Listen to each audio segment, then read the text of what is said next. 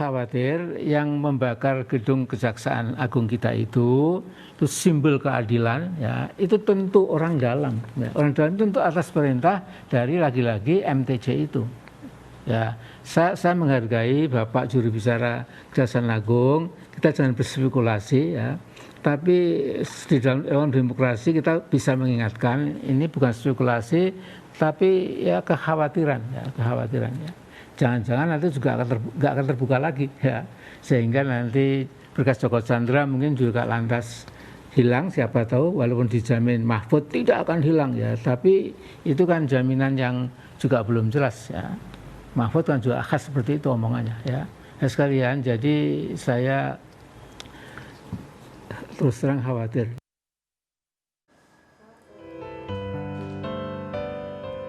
Pemirsa, kembali di Prime Show with Ira Kusno. Pada segmen ini, selain Kapus Penkum Kejaksaan Agung Hari Setiono, saya juga didampingi oleh Koordinator Masyarakat Anti Korupsi Indonesia, Maki Boyamin Saiman.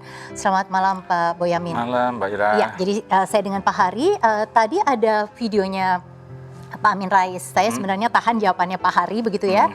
Tapi ini Pak Boyamin dari Gunung Lawu, Semedi. Ada petunjuk sesudah Semedi, apakah punya perasaan yang sama dengan Pak Amin? Ini ada orang dalam yang bermain. Ya, belum sampai sejauh itu sih. Tapi setidaknya saya mencoba logika yang ilmuwan aja lah gitu. Kecurigaannya berlandaskan apa, Pak Boyamin? Iya, saya tanya ke orang pensiunan PLN yang sudah senior ngerti tentang urusan elektrikal kebakaran begitu.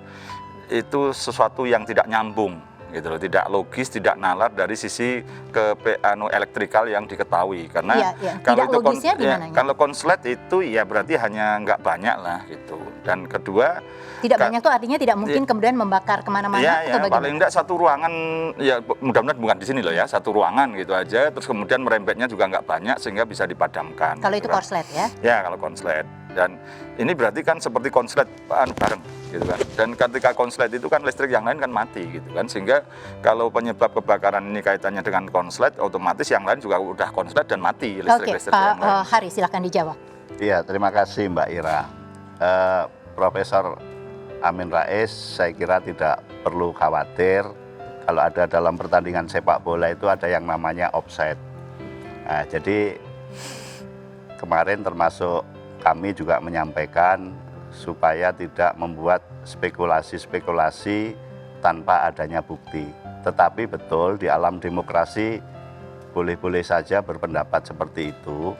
Namun yang hingga saat ini kami menyerahkan kepada pihak kepolisian, maka tentu secara ilmiah, secara metode penyelidikan kepolisian, mereka hingga saat ini sedang bekerja. Oke, Pak Hari sebentar. Kalau dianggaplah Pak Amin ini offside, tapi tadi ada pernyataan dari Pak Boyamin gitu, bahwa ini secara logika nanya orang senior PLN, nggak nyambung. Kalau ini kemudian sekedar korslet begitu. Tadi Bapak juga bilang ke lantai 6 itu susah, nggak sembarang orang bisa ke sana. Ya, itulah yang saya katakan. Ini kan menduga. Jangan-jangan. Pak Hari sekarang yang menduga dari sebelah sini loh Pak, jadi boleh ditengok yang sebelah sini Pak. Ya, saya agak khawatir karena beliau dari Gunung Lawu tadi. Saya agak tapi kan Pak Hari, apapun ini kan bagian dari juga ada ilmunya gitu loh. Jadi betul. Saya gabungkan itu. Dan kedua juga masyarakat curiga itu, dan itu malah bagus. Sehingga ketika ini menyemangati nanti penyidik kepolisian untuk mencoba meneliti betul. Karena masyarakat kalau toh nanti benar dikatakan ini konslet pun harus ada penjelasan yang sangat jelas dan ilmiah, dan kalau tidak otomatis masyarakat ini akan kalau itu korslet kan Pak Boyamin. Tapi silakan Pak Hari dilanjut apa yang ditanyakan oleh Pak Boyamin. Iya, Profesor Amin Rais mengatakan jangan-jangan dibakar oleh orang dalam, kan gitu perkiraan. Karena ada kasus besar. Pak Boyamin dengan tenaga ahlinya dari PLN, kalau itu hanya korsleting listrik kemungkinannya tidak, karena api begitu besar. Apakah api itu langsung besar? Tentu kan berangkat dari kecil. Tetapi sekali lagi saya pribadi tidak mau berspekulasi. Silahkan masyarakat. Tapi saya sependapat justru itu memacu tim untuk bekerja lebih baik. Oke, Pak Hari, ini apa betul bahwa infonya di lantai 6 itu sedang ada pekerjaan perbaikan begitu, renovasi untuk ruang kamar? Renovasi kecil barangkali memasang kami juga sedang dalam proses menuju wilayah bebas dari korupsi, kami berbenah-benah hanya nambah-nambah semacam quote, kemudian merapikan, bukan pekerjaan yang besar. Itulah kesalahan dari Kejaksaan Agung dan Menteri PAN juga tentang wilayah bebas korupsi itu lebih pada sisi kulit gitu loh. Mestinya kan ini lebih sisi pada isi. Artinya manusianya yang dibentuk untuk bebas korupsi, bukan sekedar tempel di di tembok dan lagi. Dan saya boleh sangat prihatin itu justru. Sebentar, tapi Pak Hari, Pak Boyamin, ini sebenarnya adalah mencoba menjawab spekulasi. Tadi sudah dilontarkan Pak Amin, Pak Boyamin juga punya pemikirannya sendiri. Kita lihat apa kata netizen. Silahkan ini ditampilkan. Ini dari Ndoro Kakung, @Ndoro Kakung. Gedung-gedung vital semacam Kejaksaan Agung punya sistem pemadam kebakaran internal nggak sih? Silakan. Iya, sebelum saya menjawab itu sedikit saja Pak Boyamin, tentu supaya kantor juga kelihatan cantik perlu dicat, perlu ditambah sedikit-sedikit. Terkait tadi pendapat sumber daya manusianya juga harus ditingkatkan, memang harus iya. Nah ini jawaban terhadap netizen. Untuk kebakaran sistem internal itu kami harus akui, kami hanya menyiapkan APAR yang sifatnya tabungnya tentu kita konsultasi dengan pemadam kebakaran. Masing-masing gedung, masing-masing lantai, tiap-tiap ruangan saya melihat ada APAR.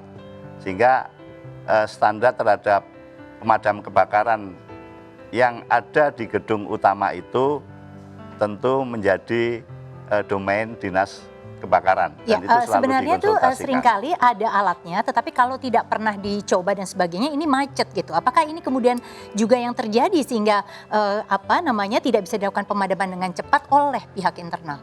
Ya, tadi saya sampaikan dugaan titik api ini berada di lantai 6 dalam kondisi malam hari, tidak ada satu orang pun di lantai 6 itu. Petugas keamanan dalam hanya berjaga di bawah dan di luar, di pintu masuk pagar itu. Sementara tadi saya sampaikan, apabila terjadi kebakaran, katakanlah sumber api itu dari lantai 6, untuk akses menuju ke sana harus melalui lift ataupun tangga. Kemudian untuk masuk lagi ke diduga titik api, itu juga ada protek-protek terhadap akses masuk. Nah oke, Pak Haris tahan dulu karena ini nyambung dengan apa yang ditanyakan oleh seorang netizen lagi, yaitu Lisa Amartatara 5. Masa gedung superpower seperti Kejaksaan Agung tidak punya sepenting ini protokol kebakarannya? Sebentar, ini yang mana? Coba saya kok dibacanya berbeda, baik saya baca yang ini saja. Tidak punya SOP begitu ya. Bagaimana ini harus dijawabnya oleh pihak Kejaksaan Agung? Ini agak terbalik-terbalik. Tolong disamakan sehingga pemirsa di rumah juga bisa melihat yang sama. Silakan dijawab. Iya, tanpa bermaksud membela diri, sebagaimana yang saya sampaikan, dugaan titik api ada di lantai 6. Akses untuk menuju lantai 6 tidak sembarangan orang bisa masuk. Dalam kondisi bekerja pun untuk menuju ke lantai 6 itu ada proteks, kemudian pintunya pun untuk masuk harus menggunakan finger key. Gini aja loh Pak Hari, disampaikan kepada masyarakat bahwa memang banyak kekurangannya, smoke detector juga tidak ada, dan kemudian bahwa ini kesalahan kami minta maaf kepada masyarakat. Itu aja lah. Saya kira lebih enak begitu, lebih elegan begitu, sehingga menjadi spekulasi. Tentu kan saya menyampaikan apa yang kami ketahui dan kami alami dan kami menempati gedung itu.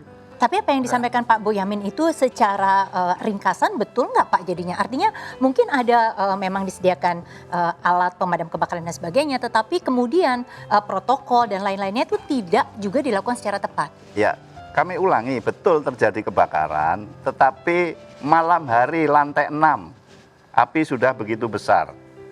Secanggih apapun kalau api sudah menjadi besar, saya kira sulit untuk tangani? Ya, jadi artinya pada posisi ini lebih elegan menyampaikan pada masyarakat, kekurangan itu diakui, dan ini menyampaikan permintaan pada masyarakat, dan kemudian meminta untuk dilakukan audit terhadap proses keselamatan. Kapan terakhir dilakukan inspeksi? Dan ini makanya saya mengusulkan kemarin ada titik masuk dari teman-teman kepolisian selain dugaan sabotase adalah hilangnya rahasia negara. Karena banyak rahasia negara itu mulai tahun 65, 68 itu proses-proses pergantian kekuasaan ada di sana semua. Nah, ini kalau penghilangan ini bisa lalai, bisa sengaja, otomatis kan akan teraudit akan proses-proses keselamatan gedung itu. Potong, gitu. Mbak Ira? Ya, Jadi silakan Pak Hari. kesanalah nanti Ya, siapa boleh yang saya bertanggung potong? jawab terhadap itu gitu. Kalau Pak Boyamin boleh motong, saya boleh juga dong. Boleh, silakan Pak. Ya. Oke Pak Boyamin. Anda sudah terlalu jauh, arsip-arsip tahun sekian sudah hilang, berarti kan sudah menjudgment itu hilang. Sebenarnya hilang nggak Pak? Kami punya namanya Adiaksa Record Center. Monggo nanti kalau Pak Boyamin lihat, apakah itu terbakar atau tidak? Tahu, saya tahu Pak, itu di lantai paling bawah. Tahu. Nah, itulah. Tapi di intelijen itu ada juga berkas-berkas yang menyangkut itu Lagi-lagi kategori saya rahasia negara. belum selesai nih Oke, Pak. Pak Hari silakan. Sebentar, Tadi tahan dulu katanya Pak ditanya, Boyamin. gitu Ya. kan. Ya, kalau Pak Boyamin ngomong terus silahkan deh, saya mendengar aja deh. Oke, silakan Ya, Pak jadi Pak Hari. Boyamin, tentu kami mempunyai sistem. Tadi saya katakan bahwa kami punya Adiaksa Record Center. Nanti kita cek dulu lah. Kita cek dulu. Kalau memang ternyata nggak ada, saya sependapat ke depan harus lebih baik, ya kan? Kemudian APAR yang disediakan, apakah mencukupi dengan gedung sebanyak itu? Nanti berarti harus lebih baik. Sebelum ke tempat yang lain, mari kita cek gedung-gedung kami yang ada di sekitar itu. Kalau kurang segera benahi. Saya sependapat itu. Oke Pak Boyamin, mudah-mudahan ini ke kan depan bisa lebih baik. Beberapa kali dalam kesempatan dengan media mengatakan kekhawatiran lain adalah juga hilangnya CCTV yang menjadi bukti banyak hal begitu. Ya, tadi karena nyangkut kebakaran, sekarang menyangkut perkara. Yang saya memang kawal adalah berkaitan dengan Joko Chandra. Jelas bahwa Pinangki ini yang sudah ditetapkan tersangka itu melakukan pertemuan dengan Rahmat, dengan Anita, saksi posisinya. Tapi Anita tersangka juga di Barreskrim, itu pertemuannya di situ. Berencana untuk dalam rangka bertemu Joko Chandra, untuk dalam rangka wah ini ada peluang nih, gitu kira-kira kan gitu. Oke, itu confirm ya bahwa Anda tahu bahwa itu memang ada terekam di CCTV ya? Ya otomatis ada lorongnya itu, CCTV-nya ada, otomatis kan siapapun yang masuk ke ruangan Pinangki akan ketahuan, misalnya Anita atau Rahmat. Atau juga sebaliknya, Anita bisa aja keluar masuk ke ruangan siapa. Oke. Tapi saya jamin tidak masuk ke ruangannya Pak Hari, karena itu nyebrang tangga.